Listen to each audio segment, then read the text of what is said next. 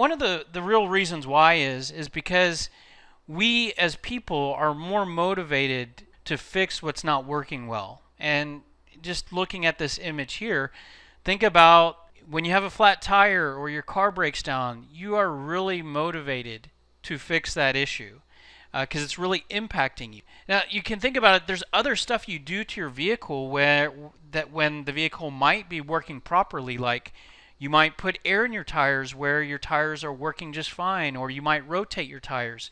So it's not to say that the only time that you take action is when stuff breaks, just like it's not the only time that you can sell to your prospect is when they have a severe problem or they have extreme pain.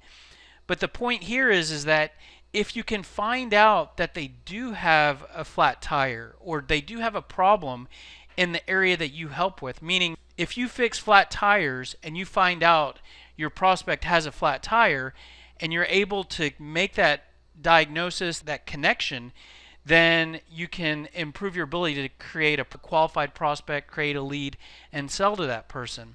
As well, if you sell something that, if you're someone that fixes tires and you find that the people that you're talking to don't have any problems with tires, then with their tires, then you can identify that this isn't someone that I should invest my valuable time trying to sell to. Maybe not right now. I need to move on, and try to find those people that have flat tires. The key point here is that when there's a problem, that is something that people are typically motivated to talk about, to listen to, they're motivated to respond to, they're motivated to spend money on. And if you can solve that problem, they might be motivated to purchase your product. It might be easier to close the deal. And so that's why this can be helpful. Focusing on pain is also a good way to grab the prospect's attention. I know that salespeople use email a lot. We use email a lot to communicate with prospects. And one thing that people are always thinking about is, what is a subject line that I can use to grab someone's attention? What is a subject line I can use to get someone to read the email? We're dealing with prospects, especially if you sell B2B. You're dealing with prospects and typically decision makers that are extremely busy. They have a million things going on. They have a lot of different salespeople trying to sell to them. Not only you and your direct competitors, but also companies that have nothing to do with you are trying to sell to the same people. So it's really important to grab someone's attention. It's really difficult to grab someone's attention. And being able to focus on the pain that they might be having, the pain that you might be able to fix, is a way to improve your ability to grab their attention. I'm not saying that you're going to be able to just instantly grab every prospect's attention. This is one way to improve your ability to more consistently grab prospects' attention. Let me give you an example. Me personally, as I've gotten older through the years, I've started to have issues with inflammation. And when I'm on Facebook, like social media, let's say Facebook, and I see articles or someone sharing something and it says something about inflammation, I'm more prone to click on it because I have a pain in that area. Literal pain. The inflammation that I experience causes me physical pain. So it could be literal pain or it could be figurative pain, but in this case it's literal pain. And when I see the word inflammation, I try to see what that article is or what that video is, and I'm more likely to click on it because I connect with that pain. I'm motivated and interested in that area because that's a pain I'm experiencing. Now, just want to point out that 5 years ago, I didn't ever have inflammation issues. I didn't even know what the word inflammation really meant. If you really were to say something about it. And if I were to see those articles on social media, they wouldn't catch my attention. And so that's how using prospect pain can improve your ability to grab a qualified prospect's attention, because you're more likely to grab their attention if they have that pain. And you can apply that concept to emails, right? With subject lines or what you put in the emails.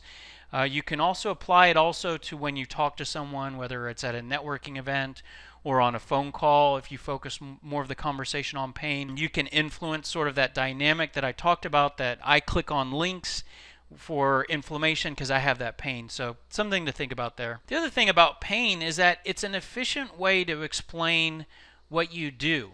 If you think about the products you sell, it might be a mouthful, or actually probably more than that, to explain what your products are, what they do, the company you work for. And if you think about trying to take all that knowledge in your head and squeeze it into a little short period of time to explain to someone what you do, it can be challenging, especially if you're at a networking event, or if you're sending an email that you want to be very short, or if you're operating in a 2 to 5 minute phone call. But if you explain the problems that you solve, it's a good way to begin to explain what you do. Let me give you an example. So, kind of going back to the medical area, I mentioned inflammation a minute ago, and actually a type of doctor that I've gone to for inflammation is an orthopedist, right? So, uh, maybe a lot of the people listening to this might know what an orthopedist is. If you've never been to an orthopedist, then you might not know what an orthopedist is. Let's assume that you're listening to this and you don't know what an orthopedist is. Well, if I were a doctor, and a doctor really isn't a salesperson, but if I were selling orthopedist medical services, and if I were to talk about the practice and the different procedures that are provided and the different offices that are around and the different people that are the different types of doctors and practitioners that are in the practice, and all these details around the product, it could take a long time to explain all that, and you still might not understand, okay, why would I need an orthopedist? But if I change that to say, well, we provide orthopedic medical services, and the problems we usually solve with those services are, if we have athletes that have inflammation, they typically come to us and we can decrease their inflammation through different services and procedures. Athletes that have injuries from sports or different activities, they come to us and we either surgically repair or do some sort of procedure to repair injuries from sports. Now I'm going to pause. I'm going to stop there because we could go on, but you'll notice what I did there is I explained problems and that we help with that. And that can be a quicker, more efficient way to communicate what you do. And so hopefully you can kind of connect where you could apply that to your product and think about the problems that you fix, and then that gives you another option for a very quick snippet of something to say to somebody when you're trying to explain what you do. Now let's talk about why it's difficult to get pain to be the center of a conversation. And the first thing is that it's easier to leave pain on the side, meaning it's easier to not include it in your sales pitch. And let me explain why. So what I think is that I think the majority of salespeople and business owners out there, I think they use a product selling sales pitch. And so what that looks like is they talk about the company they work for, the product they sell, the features it provides, the pricing, and every conversation and message is really kind of focused on closing the sale. Even knowing they might not be a one-call close type of product, it's always validating, do you need this? Meaning, I sell this service and I want to schedule a meeting with you to discuss if you need this, right? So it's always trying to validate a need and interest and qualifying the step of purchasing moving forward. But anyways, if you look at that side, when I just went through that example of talking about an orthopedist medical services, I was actually going through those details. This is what we do, this is what we provide, and whatnot. So that's what I think most people do. And what we try to teach people to do is more of a consultative sales pitch. And so it focuses more on benefits. So yes, we'll talk a little bit about the product that we provide, but instead of talking about what the product does from like a feature functionality perspective, you can focus on how your product helps, the improvements that product helps the prospects to realize, the problems that product helps to resolve. And so the problems is another way of talking about pain points. So like when I'm talking with a prospect, I might use the word problems instead of pain. But when I'm talking with sales professionals, I talk about the word pain. So just a little tip there, that when I talk to a prospect, I won't say, do you have these pain points? I might say some people like you often have problems like or challenges like this. So just an FYI there, but problems equal pain. A consultative selling sales pitch focuses on asking good questions. I believe the best salesperson is the one that asks the best questions. I believe a sales pitch should be mostly built around good questions. A product selling sales pitch salesperson will think about what can I say to explain what I sell and make this person interested. A consultative salesperson is going to say, what question should I ask to establish a conversation, to learn about this prospect, to see if they need what I have. If you differ in some sort of way from the other options out there, that's something good to highlight. Explaining how you have helped other customers is a good way to build interest, explain what you do, establish credibility. If you deliver some sort of ROI, that's something good to highlight. And the goal of a consultative sales pitch is starting conversations, keeping conversations going, and keeping those conversations going until at some point maybe it makes sense to do business together. So that's kind of how we see the world. The reason why I go through that is that the left side is much easier than the right. Because if you think about it, if you're a business owner, if you're a salesperson, you already have all this knowledge in your head about the company, the product, the features, the pricing, right? So you don't have to think a whole lot when you pick up the phone and talk to someone or you type out an email. It's easier. I'm not going to say it's more effective. And by the way, something more effective will ultimately be easier because you're going to be more successful and whatnot. But just out of the gate, with really just not having to think a lot, you can do what's on the left. And that's why the majority of business people out there, salespeople, do fall on the left side. The right side requires a little thought before you pick the phone, a little thought, just stopping selling for a couple hours or whatnot and organizing your thoughts. So that's a little bit more difficult. So that's where you need to be on the right if you really want to focus more on pain, or it can help to be on the right to focus more on pain. So it's just a more difficult way to go. Now, when it comes to, I was just talking there about two different types of sales pitches, and really, regardless of whether you're on the left or the right, the way I see a sales pitch is it's not just what you say when you're giving a presentation or when you're trying to close the deal. Your sales pitch impacts everything you communicate to your prospects.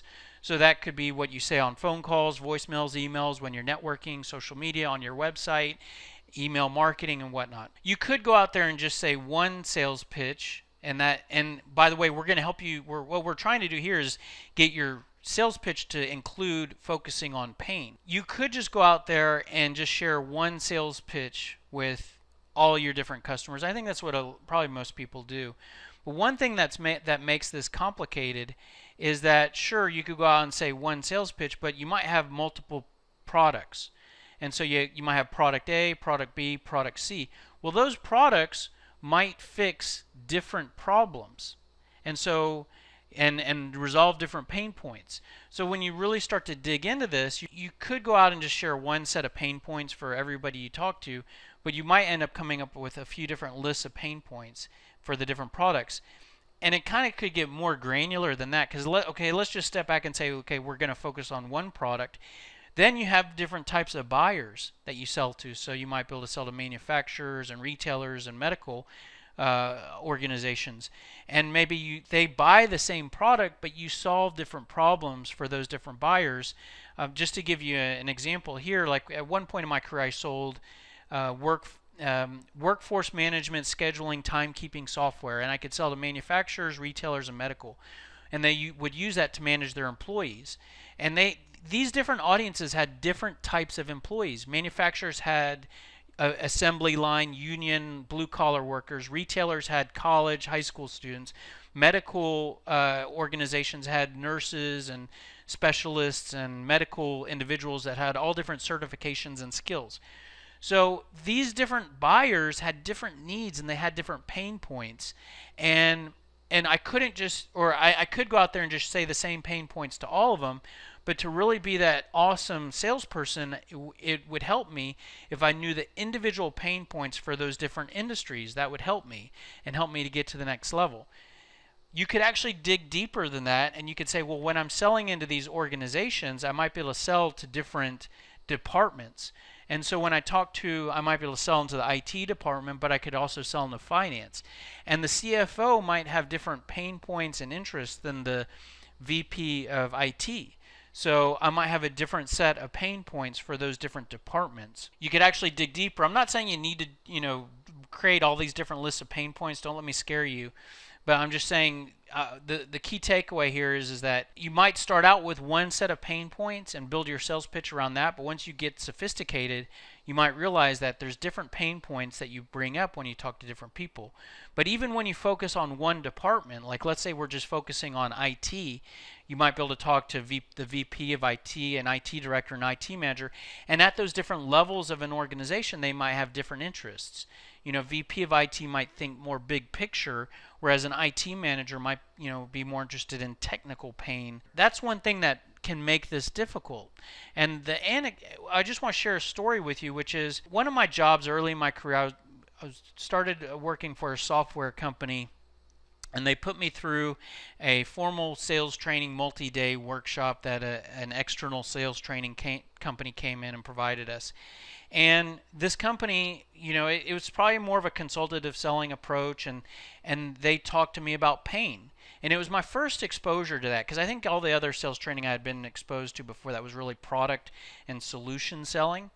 And so this company talked to me about pain. I thought it was fascinating. I thought, yeah, I mean, if I'm a doctor, I want to talk to a patient that either has pain or I want to find out what hurts. And if I can apply that to me selling and trying to sell solutions and sell software and sell my products, that makes sense. And I loved it. I ate it all up.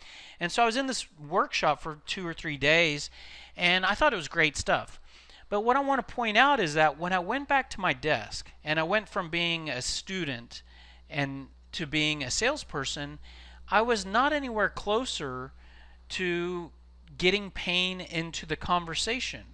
And part of the reason why was that sales training company, yes, they talked to me about pain, but they didn't tell me what pain points to focus on. And it's understandable, because if you look at this matrix here, it would have been difficult for them to give all of their different clients a list of pain points, because it's unique according to the products you sell and the territory you have and the different buyers you sell to. So that company didn't provide me a list of pain points, just like I'm not going to provide you a list here today. I will go one step further than that other company did, in that I'm going to give you a process that you can use after this training session. So you will have that to identify your pain points. But without that knowledge of, okay, what pain do I fix? And I was nowhere closer when I went back to my desk. And so that's one thing that can make it difficult is that you provide a lot of different pain. It can be difficult to figure out, well, what pain do I solve for the different audiences that I sell to? The fact is that prospects can either deny that they have pain, or they can be completely unaware that they have pain and that it's there. They might think everything's great. Let me give you an example. Regarding the denying pain, one of the first companies I started was an outbound cold calling lead gen business. And one of our clients provided a project management software solution, right? So they helped to decrease project overruns in terms of budget and time. Now, I don't know whether if you've ever been involved in a project, or if you haven't, I know it's not difficult for you to realize that projects often, probably more often than not, run over in terms of time and budget. So we help to decrease that, and that's the value, is that my client helped to decrease the likelihood of projects running over in terms of time and cost. So that was a benefit that we offered. Now, if you think of that benefit, then the pain point that we help to decrease is projects running over on terms of time and cost. So what in our campaign, I thought a good question to ask when we were calling senior project managers would be, how concerned are you about projects running over in terms of time or budget, or how often are you experiencing projects running over in terms of time and budget? And where I'm going with this is straight to that prospects denying that they have pain, in that when we would call and we'd reach these senior level project executives, and when we even mentioned the topic of projects running over in terms of time or cost, they would deny it.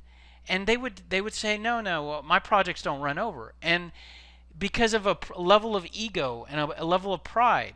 And so what I thought was a great pain point and a great question, because hey, we know projects run over, and it would be silly for someone not to be interested in that. What you end up with is selling to prospects that have an ego and level of pride, or they don't know who you are and they just don't want to divulge information about internal challenges to someone they don't know, so they deny it. And or they deny it on purpose and say, no, I don't have those issues, or they might deny it because they don't know it's there, which is the second point here, which is they're not aware that pain exists. And so a different, much shorter example, which is one that I've already mentioned, which is imagine driving your car, and your car has a nail sticking in your tire and air is leaking and you don't know it yet. But you could, if you stop to look at the tire, you could tell it's not fully inflated. If you were to take the tire pressure, you would know that it's a low tire. But you're driving the car and you just you're not aware of it.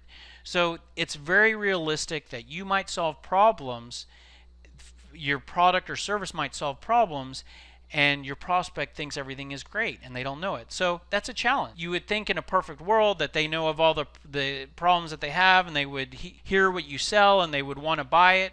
But the reality is that they might not make that connection. So that's a challenge that you face with, how do you get them to become aware of that pain? And so that's one thing that can make it difficult. The other thing is that you don't have a whole lot of time to work with. And so if we look at sort of a spectrum here of having a lot of time to work with or having very little time, if you had a ton of time to work with, picture yourself being your typical psychiatrist type of setting where you're sitting in an upright chair and your prospect's laying on sort of that couch in the office, and you have a pad of paper and you're getting your prospect to tell you about all their problems and concerns, right? And you're talking to them for an hour, right? So that, if you could kind of convert that to a sales scenario, that would be great. You just have this long discovery, exploratory conversation, and you find out all the different pain that your prospect has, and that would be great. You could convert that to the real world of selling, which is a deep discovery conversation with a prospect. And that can be part of your sales process. The problem is that we're talking about generating leads here today. You don't have that long, lengthy, deep discovery conversation early in the process when you're trying to generate a lead. That's at one far end of the spectrum. If we look over at the other end of the spectrum, which is you cold calling a prospect, sending an email, or talking to someone at a networking event, or having just an initial contact of some sort with a prospect, you don't have an hour. You don't have that attention. You don't have that time. You have like 2 to 5 minutes if it's a phone call. And you convert that to less time than that than if you're sending an email, right? You have a paragraph or a paragraph to a paragraph of half of text to work with in an email. So you just don't have time to work with. So that can be challenging if you want to try to either find out the pain that your prospect has or talk to them about the pain you fix. So you really have to be efficient. So that was one thing that I experienced when I left that training workshop in my career, where I was like, I got to talk about pain. I have to find out what pain my prospect has. And then I get on the phone and I'm doing outbound prospecting, and I realize, well, how in these really short conversations, how am I going to figure out the pain that they have where they don't know me and I don't have the time to get to know them or the time to ask a whole bunch of questions? So the next thing to talk about is so that's why it's difficult. And now let's talk about how to identify the pain that you help with. I told you I'm not going to tell you what pain to focus on. It's going to be unique for every product you sell. It could be unique for all the different types of buyers that you sell to. But here's a process that you can go through. I'm going to give you an example. And so in these exercises where I give these either explanations or processes, I've used different examples of different products. And I've started to sort of play around with a very simple product and try to use one that maybe everybody can relate to in one way or another, or at least get your hands around. And so I'm going to go through this process and use a sample product. And the product is that I'm going to use that you're a salesperson trying to sell a gym membership.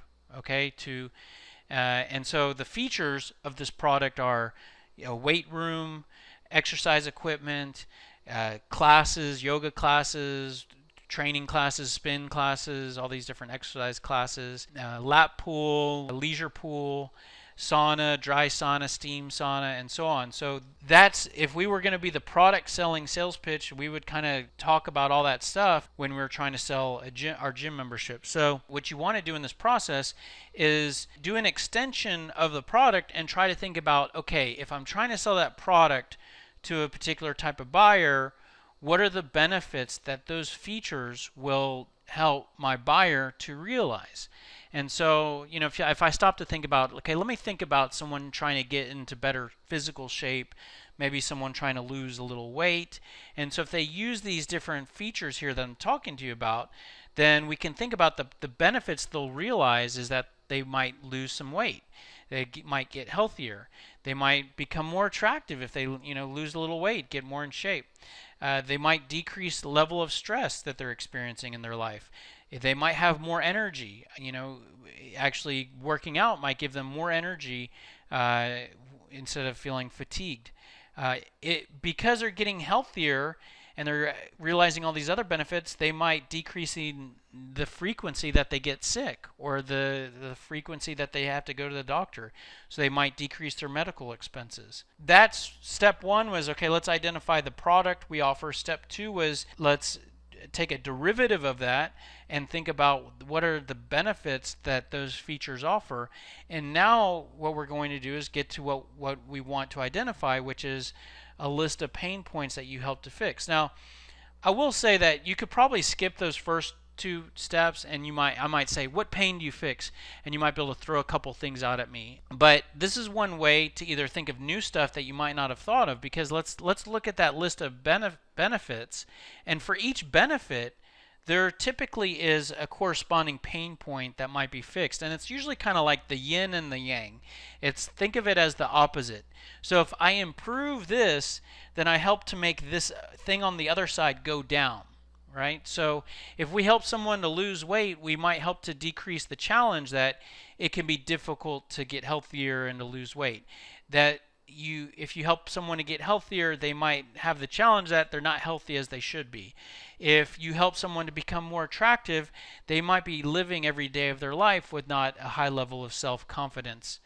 If you help them to decrease stress, maybe they have just a very stressful life with their kids and their work and their spouse and finances, and they can't sleep at night. Well, so if you help them to get healthier and decrease stress, and then maybe it solves the problem that they experience a high level of anxiety in their daily life. If you help someone to increase their energy, that helps to fix a problem of that maybe someone lives every day with feeling tired and fatigued. And if you help them to decrease their medical expenses, maybe they have more expenses on a monthly, yearly basis for medical bills than they would like, or maybe they're concerned about their insurance costs, or the future, maybe changes in the medical insurance in recent or upcoming years. So there's a list of pain points. I'm not going to say that that's a perfect list of pain points for selling a gym membership. What I want to show you here is a structured process that we went through to organize some really good points. And this is what we can, if we say, okay, I'm going to stop selling for an hour or two and organize my thoughts. This is one of the processes that you can go through to organize the thoughts that will help you to be more of a consultative selling salesperson. We went through that process, and you could go through that for your product. I do want to just sort of show you sort of an advanced level of ways to look at that, is that you could actually organize those pain points into 3 different levels.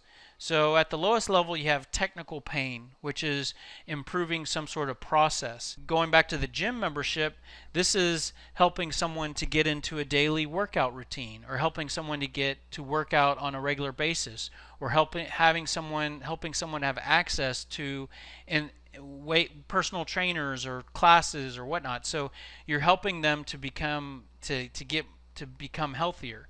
And so when you help someone to realize to resolve technical pain, then that can lead to decreasing business pain.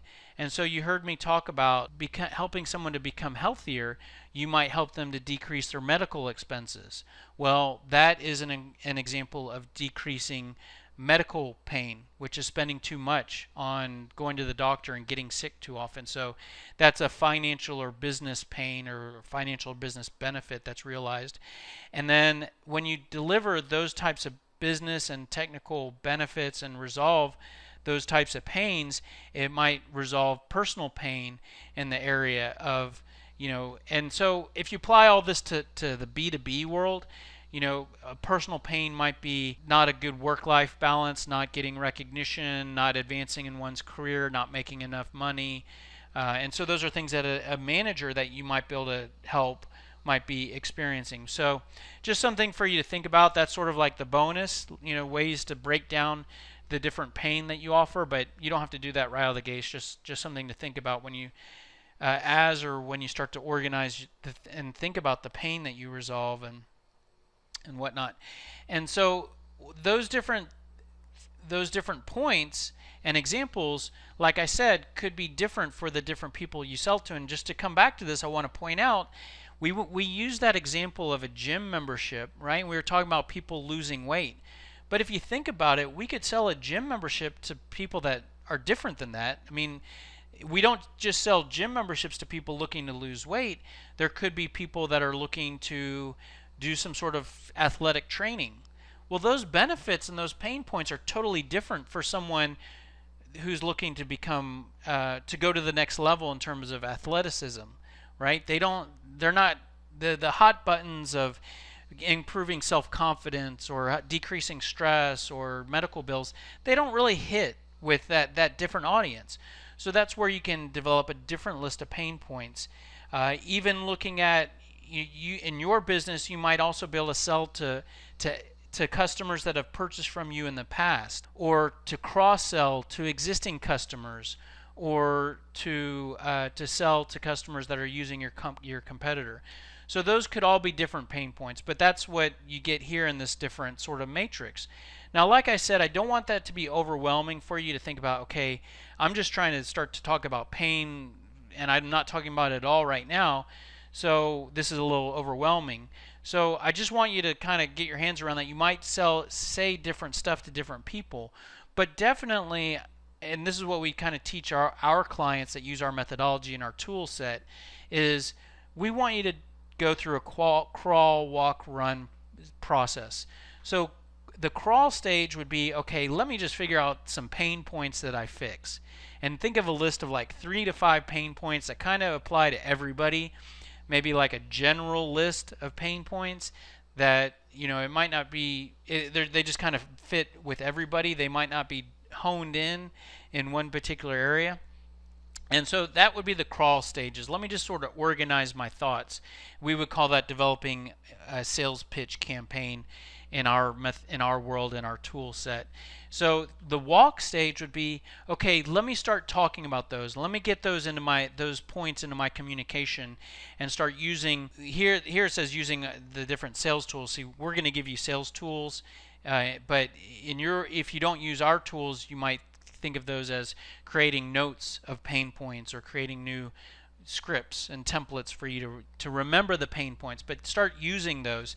And once you get comfortable with that and adopt more of a consultative approach, then you can come back and develop those laser-focused sales pitch campaigns that target really defined sets of buyers that you're going after. So the last thing that we're going to talk about is how to get pain into conversation. So I just talked to you about really organizing your thoughts to figure out what pain you fix.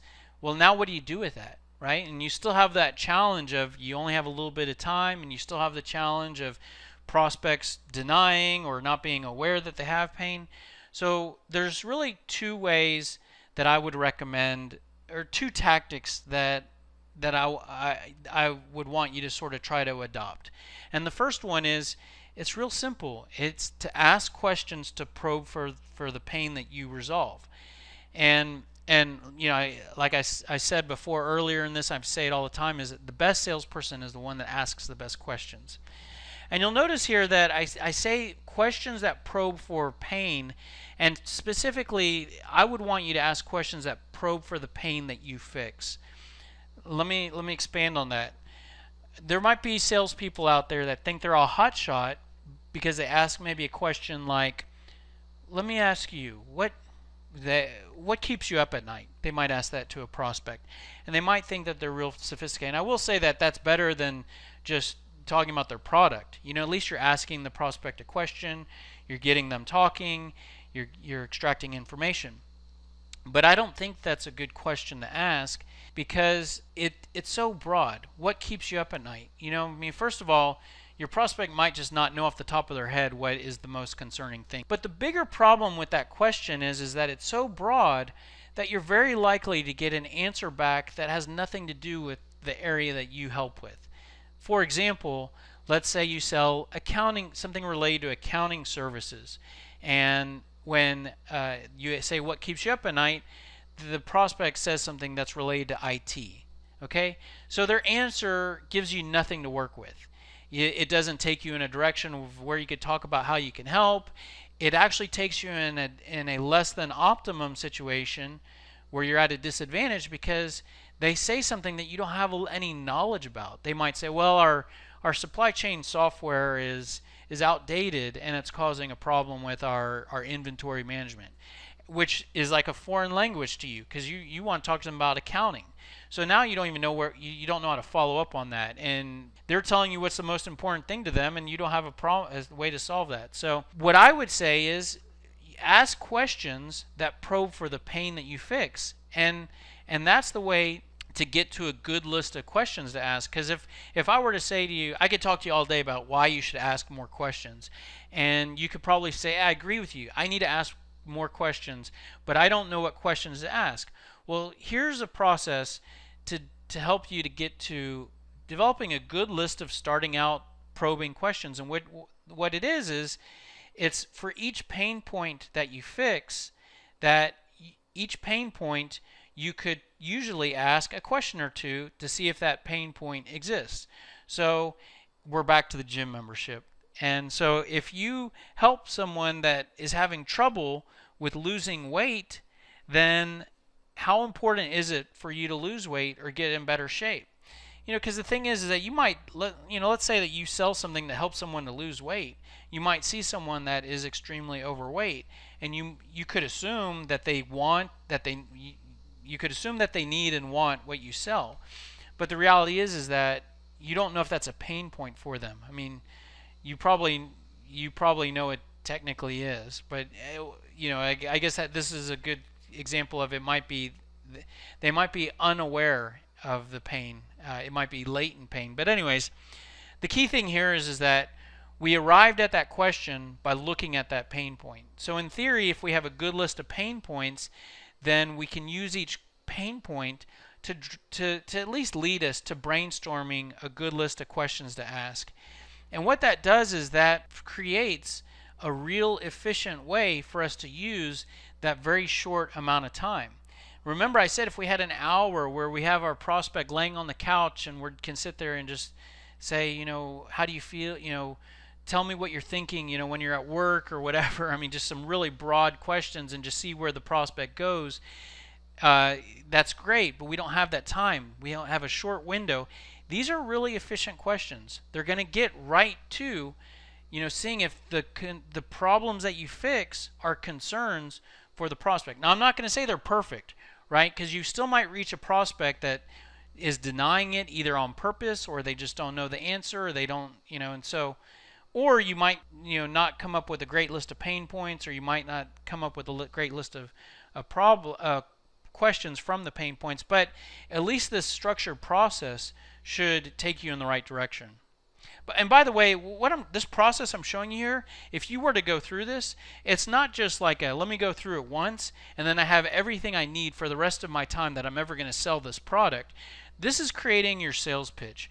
And your sales pitch should be a living, breathing document and process. If you go through this once, you would come back to it because you're going to create these list of questions, just like I told you earlier that I developed that question for project managers and that they denied it, and so we were not getting great responses at all to that question. So what did we do? We modified our sales pitch to modify that question, I can't remember the question we changed it to, but we basically we wanted to get to the same pain point, but we asked the question to where it put the person less on defense. But we only really recognized that after we used the question and it monitored how it was being received. So this is a living, breathing process, but hopefully this is a process that you can use to start to organize your thoughts. By the way, if I go back to me leaving that workshop as a salesperson and going to my desk and saying, I want to focus more on pain, but I don't know what to say or how to get it, this is a process that would have helped me. If I would have thought of this or gone through this then, I would have had more clarity around how to get pain in my conversation. What I ended up doing in that scenario is I just went back to being a product selling salesperson. I knew I had to get pain, but if I was in that 2 to 5 minutes on the phone with a prospect, I just talked about the product and try to close, validate a need or interest. So anyways, that's a process you can use to go through to develop your questions. So I told you 2 ways to get pain into conversations or in front of a prospect. I mean, it might be in an email. You might be communicating via email. But the 2 ways, method number 1 was asking good questions that probe for the pain that you fix. Method number 2 is sharing examples of the problems that you help to fix. To give you an example of this, let's go back to sort of a medical situation. So think of you not feeling well and going to a doctor.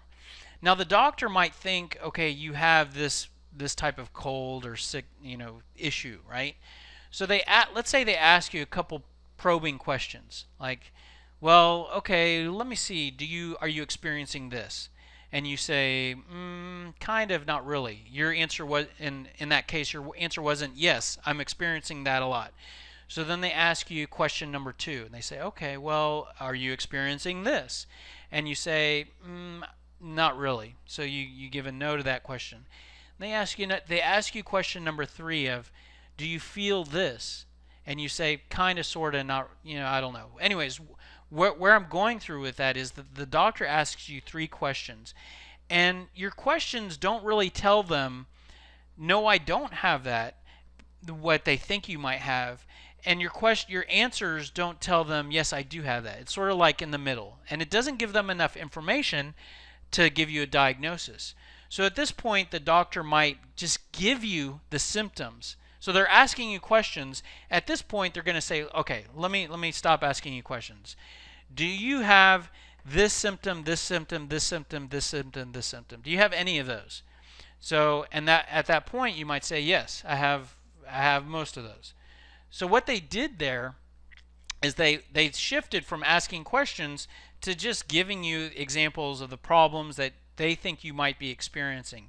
And you can apply that to your world, whereas if you sell a product that solves a certain set of pain points, you can start out a conversation, by asking a prospect some questions to see if they have those concerns or those pain points. But if their answers don't really take you to really validating that they have the issues you fix, then you can just say something like this. Okay, well, I don't know. You may or may not fit with what we do. Let me ask you this. We work a lot with VPs of IT, and they often have these 3 problems when they come to us. Problem 1, problem 2, problem 3. Do you have those or you don't have those? Let me just be very direct with you. And so at that point, your prospect might say, Yes, I have two of those three. And then, okay, so that's another way to get pain into the conversation. I told you I'm going to show you some examples. And so of what that looks like. So let me jump over to Sales Scripter, by the way, and let me actually just show you. So one thing that Sales Scripter will do is, I showed you that structured process that you could go through to organize your thoughts. One thing Sales Scripter will do is it'll take you through that process. You'll notice here, gym membership for people looking to lose weight. I actually have a sales pitch campaign in here where I did the brainstorming of that for that product. So you can see here, Sales Scripter will take. I mean, you could organize your thoughts in an Excel spreadsheet or a Word document, and I don't try to sell anything to someone that they don't need what we have. One thing Sales Scripter will do is it just provides you the structured process for you to kind of organize your thoughts and build out all those different campaigns. You saw where I pulled up all those different heads for those different types of buyers. That if you do want to go in that direction of creating multiple campaign sales pitches for the different products or the different buyers, that could be a lot different to manage. Doing that in Sales Scripter can be a little easier because you can just sort of keep all those points separate and then access them in your different documents that we create, which I'll show you here in a minute. But as you can see, Sales Scripter will take you through the process of brainstorming benefits and pain points and questions and help you to organize all your thoughts. Once you do all that, then Sales Scripter provides you with what we call a sales playbook. For starters, you'll get a set of call scripts and appointment scripts and a whole bunch of stuff. I do want to point out that I try to use this gym membership product just because it's something that everybody can kind of get their hands around instead of using some product that I'm familiar with that you might not be aware of. And I will say that this probably is more of a product that you could use this methodology for, but you might not cold call people and try to set appointments for gym memberships. But even that being said, we can still look at some of these documents to see how bringing pain into a conversation might apply. So like here's a call script, and you have your intro, you kind of opening up with a value statement, and then right away in this script we're going to say, hey, you know what, I'm not sure if we're a good fit for if you're a good fit for what we provide, so I had a question or two. If I could ask you real quick, how do you feel about your physical appearance or level of fitness, right? So where this call script, basically I open with a value proposition. In our methodology, what we do is we call this a soft disqualify. We do like a soft little takeaway to kind of decrease someone's guardedness. And then we jump into asking a couple questions. Now, I showed you that these questions are attached to pain points. So the topic here today is how to get pain to be the center of conversations, and I told you one of the ways to do that is to ask questions that probe for pain. So this script is designed to get pain to be the center of the conversation. And so you have these qualifying questions here. Now, you also heard me give that example of the doctor asking questions and giving sort of lukewarm answers, and then just skipping ahead to giving the symptoms that they're looking for. This script actually does that, and you can see here, okay, well, when we talk with other people looking to lose weight, we notice that they often express challenges with, and here's a list of pain points. So here are those two approaches of asking questions and then just jumping straight to pain points. And that's one of the call scripts that is provided by Sales Scripter. Sales Scripter also has one with a pain intro, and if I just show you that real quick, this one kind of says, hey, the reason why I'm reaching out to you is I know that we work with people looking to lose weight, and they often have these challenges. So this one just opens up with pain points. So just sort of a little different type of call script there, but this one focuses on pain right out of the gate. Just from a Sales Scripter demonstration standpoint, I do want to point out we also have these interactive versions of that same script.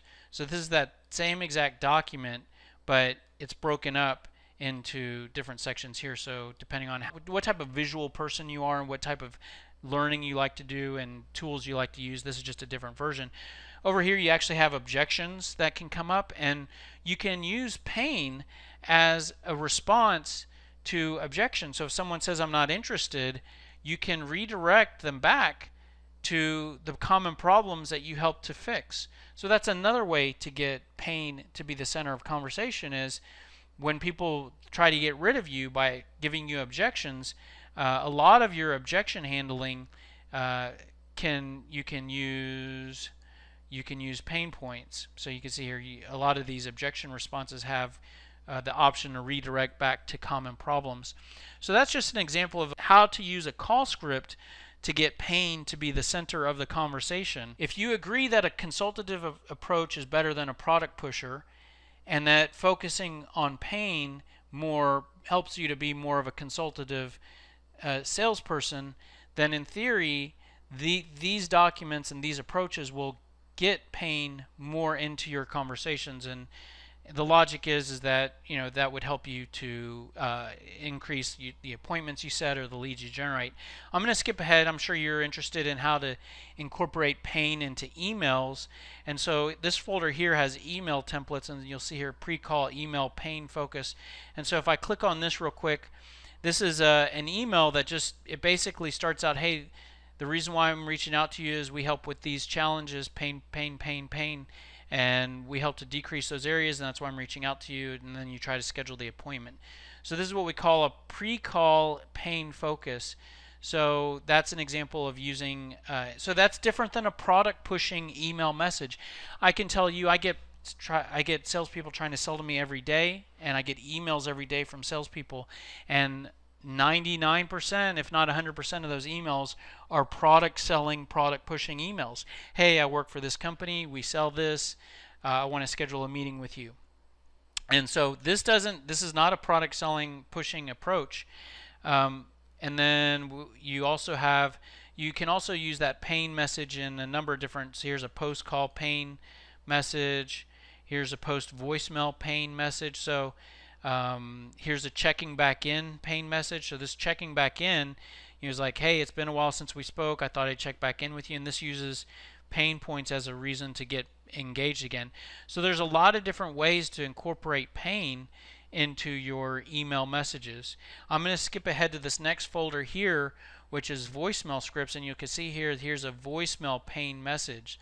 So the reason why I'm reaching out to you is we know that people looking to lose weight have challenges with pain 1, pain 2. Here's a bunch of pain points, and actually we say to share up to 3, because that kind of fits well on a voicemail message.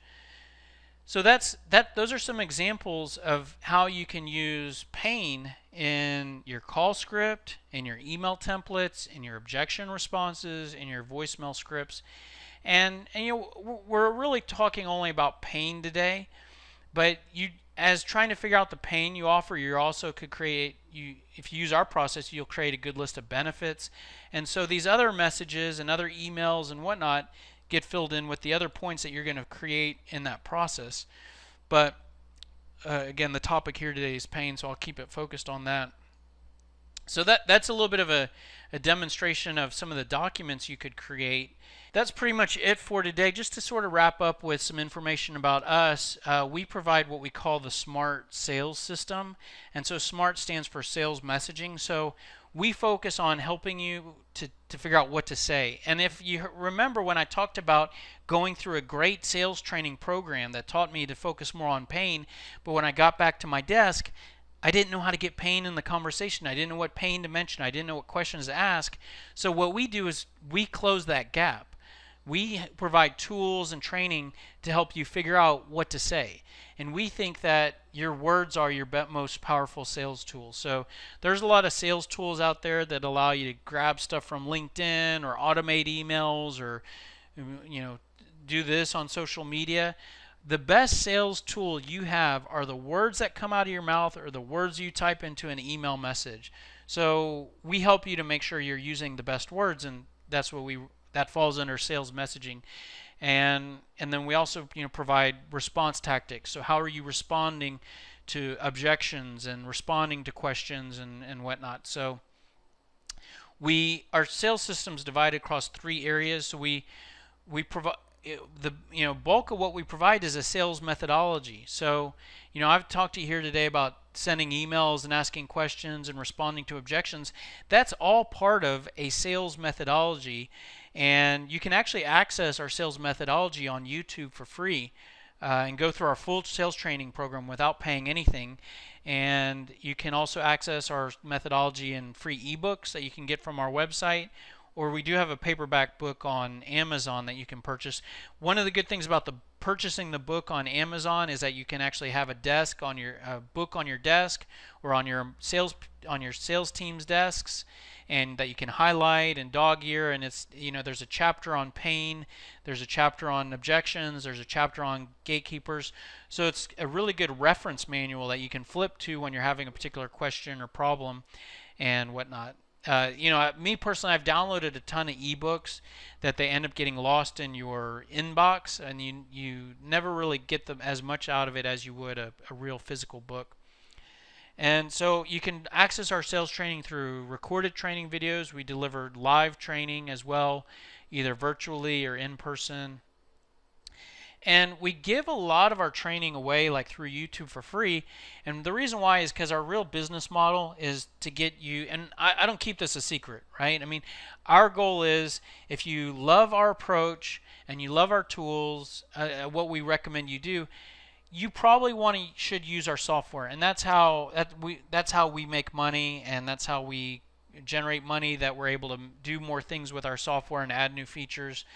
But our software is a prospecting platform called Sales Scripter, and it provides a sales pitch builder, a sales playbook with a library of scripts and templates. It provides CRM functionality, email automation. And then the third leg of what we provide is professional services. So we provide sales consulting to either individuals or businesses and help them to develop their pitch, structure their sales process and whatnot. And then we provide sales coaching to frontline salespeople through weekly coaching or on a recurring basis, and help develop your script, work through challenges, set goals, action planning and whatnot. So the key thing here is that by creating clarity for what to say and do, we're going to help you or your salespeople to be smart. And that's part of the label here, why we call this the smart sales system. And by getting you to ask good questions, you're actually going to appear smart.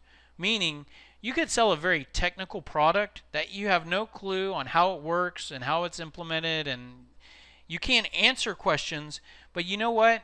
If you ask prospects good questions, you're going to appear to be smart and seem like you really know what's going on. And by making yourself appear smart to your prospects, you're actually going to make a better impression. Meaning, you could be 2 weeks into a new job and be totally clueless, but since you're asking good questions and your prospects think you're smart, you're going to look like a seasoned veteran. And because you make a good impression, your prospect might have more rapport and better respect for you. Because you're asking good questions, you're actually going to extract more information from your prospect, and this is going to help you to make better decisions with what to do regarding which prospects to pursue and what to do with your time. And if you're able to make better decisions on what proposal to respond to, or who to give a demonstration to, or who to call, you're going to be able to you'll have so many hours in a week and hours in a day, so you're going to be able to use your time better, and that's going to help you to get the most out of each day and each week. And by being smarter, it's going to actually allow you to sell more. And not only are you going to sell more and make more money and be more successful career-wise, but your job's actually going to be easier. Sort of like if you were a football player, a quarterback, and you are extremely prepared, whether you like him or not, but picture like Tom Brady, the game is going to be fun, you're going to win, you're not going to get knocked around. And whereas if someone's unprepared and not smart, they're going to get intercepted, they're going to lose, they're going to get put on the bench, they're going to get physically beat up. So not only are we going to help you to win more and make more money, but your job is going to be easier and less stressful. So the pricing for our software is $49 per user per month. We do offer a 40% discount if you sign up on an annual basis. Like I said before, the sales training on YouTube is at no cost, so be sure to check that out. You can go to YouTube and search for Sales Scripter and be able to find us. We do offer a service called a scripter walkthrough if you do sign up for our software, where I personally will spend 2 hours with you and help you personally to build your sales pitch, and it's only $200. And I say only because these 2 hours that I spend with you are so productive that I could easily charge $500 or $1,000 for this. But the reason why I don't is because, in theory, I want you to be a long-term sales scripter subscriber, and so I'm really actually sort of discounting the service to $200 because for the expectation that you're going to be a monthly subscriber. That's really everything we do, is to get you using the software. And it's not that we're trying to sell you something you don't need. It's that if you love it, and in fact, if you love everything that we teach, then you're going to like the software, and it's going to fit well with what you're trying to do. And so that's one of the reasons why we give away so much for free, is that, hey, check us out. Watch all our videos, and use some of the stuff, on your own without using our software. And when you've reached a point where you say this is good stuff, then come spend some money with us. And I'm not going to try to take your money before you've reached that point. We're very transparent. And by the way, we have a 30-day satisfaction guarantee. So actually, if you aren't sure, you can come try us out, and if you're not happy for any reason, we'll give you your money back. So there's no risk to try out our software. But one of the things is that if you do the walkthrough, basically for $250, you're going to get a library of documents that is custom tailored with a powerful sales pitch for you personally, for your industry, your target prospect, your product. You're going to get call scripts, email templates, voicemail scripts for $250. The thing there is that if you were able to walk into a bookstore and go into the business section and under the category selling, and if there was a binder of documents that was for your industry, your product, and in that book there was all the documents that you get out of our system, the price on that book was $500, but you flipped through and saw everything you got, you would run to the cashier and put it on your credit card. You would, because of what you get, and you would spend more than what this is costing, because of what you would get, and so like I said, it's a pretty good deal if you think about it. If you were to actually hire me to spend some time with you, and you might say, well, what's the catch? Why are you giving that away for $250? Well, I'm transparent. The catch is that, in theory, if you like our software, you're going to use it for more than 1 month. You could actually download all the documents and cancel and only use it 1 month and spend $249. But in theory, if you start to use all of our tools, you would use it on an ongoing basis. So in theory, it does become more than $249, which is what's good for us. Although if you want to do an annual discount, you can sign up for a year. But if you wanted to just truly minimize the dollars you spend, you could just only spend $49, get your documents and cancel and get out. Or if you wanted my personal help, you could spend $249, get your documents and get out. But we've tried to create a tool and are continuing to improve it that is something that you're going to like so much that you're going to use ongoing. And some of the reasons why you'd use it ongoing are the email automation. So if you start to set up all these email campaigns that are automated, you would want it to use the software more than 1 month. If you create more than one campaign in the system, it could be a lot of documents. You get so many documents that it could be a lot to download. And then if you ever want to go back and make changes, like I told you before, you might go back and change questions depending on how they're working. And so it could be good to have your account open so that if you want to go back and modify your pitch and whatnot. So there's some other tools that you would maybe use on an ongoing basis. But anyways, that's it for now. Listen, here's my info. Feel free to reach out to me directly if you have any questions.